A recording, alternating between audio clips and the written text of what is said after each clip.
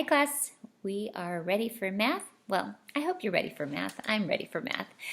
Today's lesson is about comparing different amounts of money and also adding and subtracting money amounts, which is not much different than adding and subtracting regular numbers.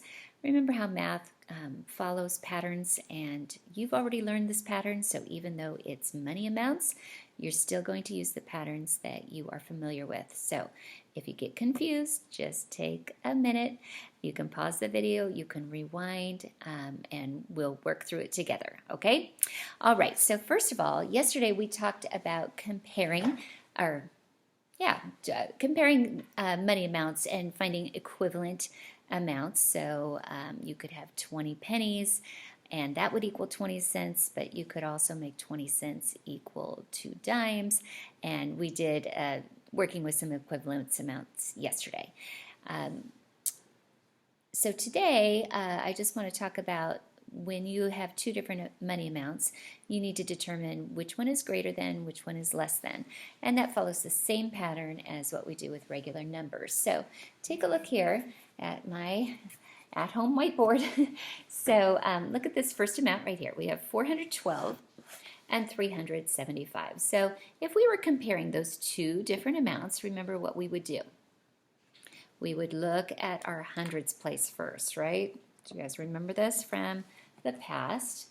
So we would look at the 4 here and the 3 here, and we would say, oh, well, I don't even need to look at the rest of the numbers because 400s is greater than 300s. So, right? So you look at the hundreds, and then you know this one is greater, so you don't need to move on. You just know that this number, 412, is greater than 375. Well, it's the same thing with money amounts. So you're going to be looking, instead of saying the hundreds, we're looking at our dollars, okay? So this is our dollar amount, our $1 place right here. So we have $4 in this amount, and how many dollars do we have in this amount? 3.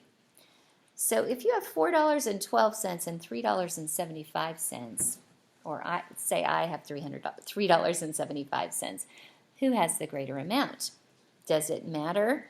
If you have $4 and I have $3, do you even have to consider the cents? No, you know that you have more money because you have $4 and I only have 3. So this amount would be greater. Do you see how we've followed the same pattern as with regular numbers? Okay.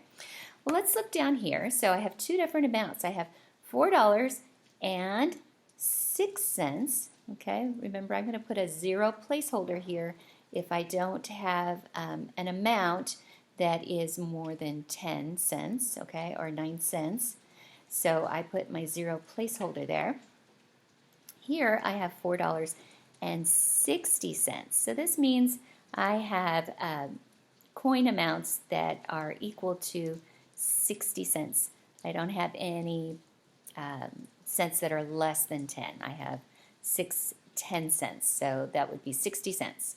And remember, we could make 60 cents in lots of different ways. Okay, so now I'm looking, my dollar amounts are the same, exactly the same, $4 and $4. So just like when we had our regular numbers, we would look at the hundreds place first. So let's say, forgot to write this in, so I'm going to squeeze it in really small, okay? Hope you can see that.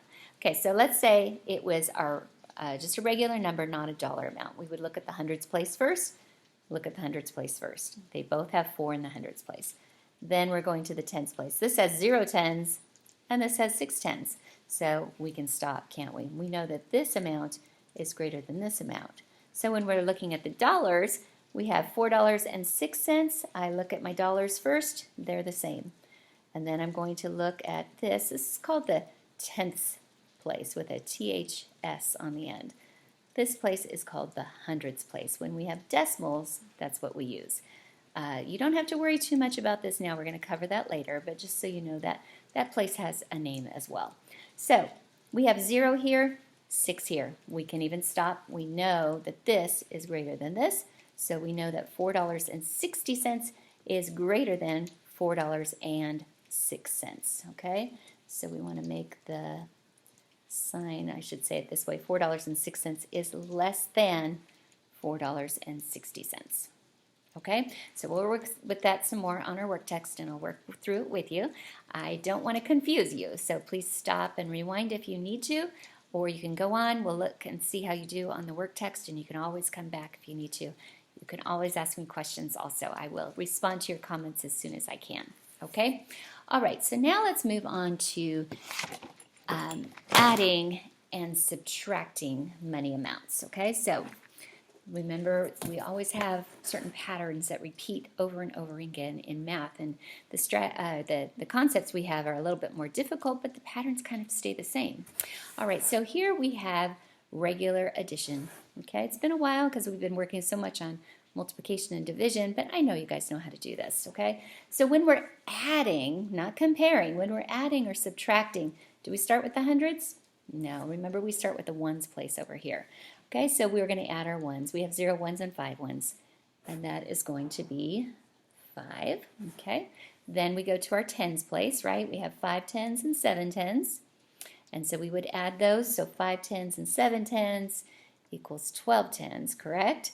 So what do I put down here? I want you guys to think about it.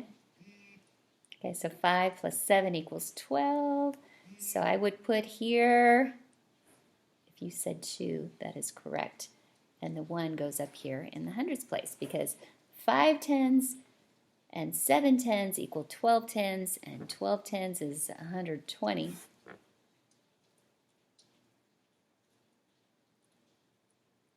Yeah.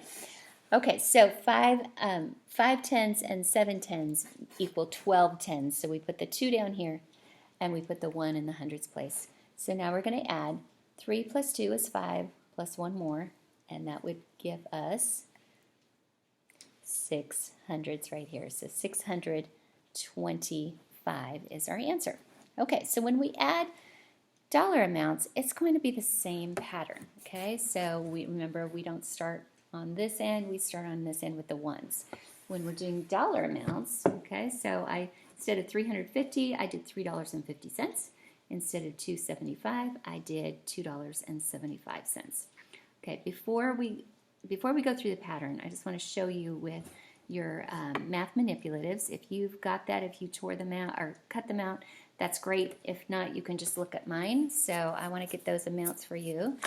And I'm going to turn my camera down so you can see what I'm looking at here. Okay, so we have two different amounts. We have $3.50. Okay, so $3.50. All right, can you see that? All right, there we go. $3.50. Let's say that's your money. And the $2.75 is my money. And we want to combine those together to see how much we have. If we put our money together, how much would we have all together? Okay, so we're going to start with our coins, because that's what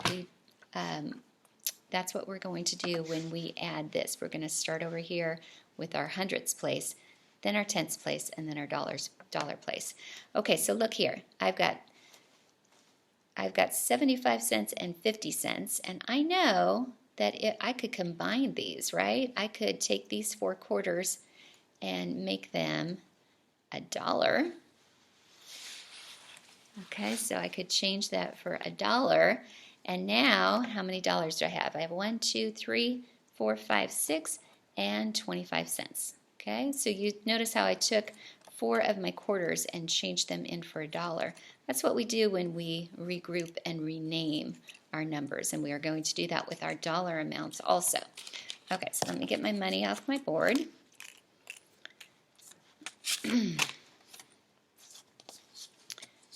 And let's take a look at the addition problem again. Okay, so just like in our regular addition problem, we started with our ones. Here we're going to start with this column. I kind of like to think of that as the penny column, but it's the hundreds, okay? So it takes 100 of these to make $1, okay? Don't worry about the name of it. I just want you to kind of be familiar when you hear it, okay? So we're going to start here, and we're going to add these. We have 0 and 5, and 0 plus 5 equals 5, correct? Okay, now we're going to add our tenths. We have 5 and 7, so 5 plus 7 equals, you're right, 5 plus 7 equals 12, and I'm going to put the, hope you said 2 down here, and the 1 up here. Okay, so remember when we took some of our quarters and changed them in for $1? That's just what we did right here. Okay, so here's that 25 cents that we had. Here's our new dollar. So now we're going to add up all our dollars. So 3 plus 2 plus 1 equals $6.25. Don't forget to put your decimal point here. Whenever you're adding or subtracting decimals, always line up these decimals in a nice straight line, okay? And then always put your dollar sign for your answer. So you can see like the pattern is pretty much the same. Look at, we had 625 here. In our money we had $6.25. We're always going to start on this end and work this way toward the dollars, just like we started with the ones and then went that way to work to our hundreds. Okay. Okay, guys, same kind of pattern when we subtract money. Okay, so I want you guys to think about when would you be subtracting money. So you might think of an example of shopping. Okay, so if you had $10 in your pocket and you bought something, then how much change would you have left? That would be a way that we would use subtraction. Okay, so let's go ahead and let's do $5.27, and we're going to subtract $2.46. Okay, so remember, even though we're dealing with money, the pattern's the same, just like regular subtraction. Okay, so we're going to start over here, and we have 7 minus 6, and 7 minus 6 is, hope you said 1, okay? Then we go over here to our tenths. 2 tenths minus 4 tenths. 2 minus 4, can we do it? No, we can't do it, but we have the same pattern that we've used before. Okay, so I can come over here to my dollars, and I can take $1 away and make that 4. And remember how when we regrouped in regular subtraction, we take that 100 and change it into tens? Same thing. We're taking our dollar, we're changing it to 10 tenths, or think of it like 10 dimes that we're giving. So instead of 2 dimes here, we're going to have 12 dimes here. Does that look familiar to you? Okay, so 12 minus 4 is 8. And then we have our decimal point, so we're going to line that up. And now we have $4 minus $2 is $2. Okay, so regular subtraction pattern that we're following. Okay, so I want to show you with our money amounts, $5.27. Okay, so let me get my money. I'll put it on my board and bring my camera down for you. All right, so we have 1, 2, 3, 4, $5.27. Okay, I'm going to use dimes for this, if I can find them. Okay, so here's 20, 25, 26, 27. Okay, so here's my $5.27, just like I started with up here. And I want to take away $2.46. So look at here. I can easily take $2 away, right? But the 46 cents is not so easy. So what we did here is we took one of these dollars and we changed it in for 10 cents. 1, 2, 3, 4, 5, 6, 7. Okay. So we changed that dollar in for an extra 10 cents. Okay, so now we have 10 plus 2, which is 12 groups of dimes, right? And that's what we did here. Now we can easily take the 4 away,